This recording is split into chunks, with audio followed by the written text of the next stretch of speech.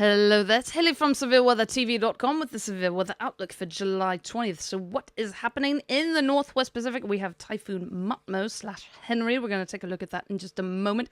In Mexico, have the possibility for strong to very strong rains in these areas, the possibility for strong winds in these areas, and some sort of hail or electrical activity in almost the entirety of the country again today. In the United States, keep an eye on where this is. Here's where the slight risk of severe thunderstorms are today. So again, watch that. And then as we go into the Canada map, over here is where we have tornado watches in effect. So pretty much connecting those two areas, United States, slight risk of severe thunderstorms, tornado watches. Over here are the weather statements for air quality.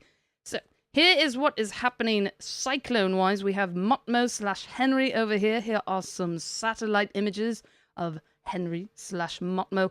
Per Pagasa, they are up to a number 1 signal for winds with this storm. They are expecting moderate to heavy rains. They have the possibility of flash floods and landslides because of Henry / Matmo. And of course, this thing moving ultimately towards Taiwan, possibly, and then making eventual landfall in China. And I don't know.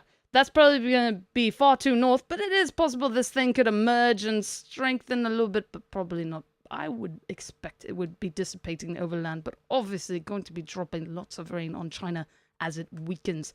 So that is that thing. Let's get back to the main map. So for the JTWC, this area over here, medium chance of tropical cyclone formation at the moment.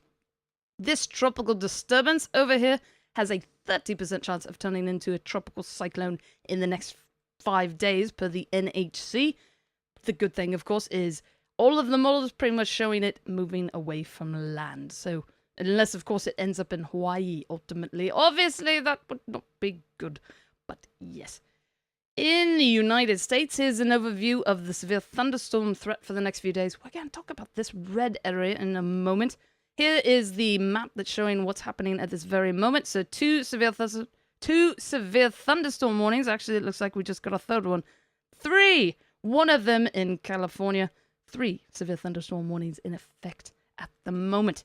In general today, so this is basically where you saw that the tornado watch is in effect in Canada. This is where the Storm Prediction Center has put a 5% risk for the US map today. There's also the possibility for 58-mile-per-hour and greater winds up here, and presumably in parts of Canada as well. 5% chance back here. And we have the possibility both of 1 inch or larger hail, of as high as a 15% chance today, and then in the black hatched area, and again, I would make a guess that part of this may well extend into Canada, is for the threat of significant hail. So 1 inch or larger hail, 2 inch or larger hail. Tomorrow also has the black hatched area. So both as high as a 45%. So if this thing gets upgraded to 60% tomorrow, like basically that would put it at a high risk, which is the highest it gets. And then, of course, also the black hatched area. So if you go on and to read the outlook, and let's see if we go over here. If you go to this, you can actually read the outlook in its entirety. And basically what it's sounding like is that this is for significant winds. So instead of just the threat of 58-mile-per-hour and greater winds, 75-mile-per-hour and greater winds, which is roughly equivalent to a Category 1 hurricane. A Category 1 hurricane, I do believe, has to sustain those 75-mile-per-hour winds, I believe, over a period of a minute for the US scale, as opposed to this would just be gusts up to 75 miles per hour and greater. So that, just to kind of put that in perspective, but obviously for windstorms, 75 miles per hour and greater can be quite destructive. That is it for today, and hopefully you're staying safe out there.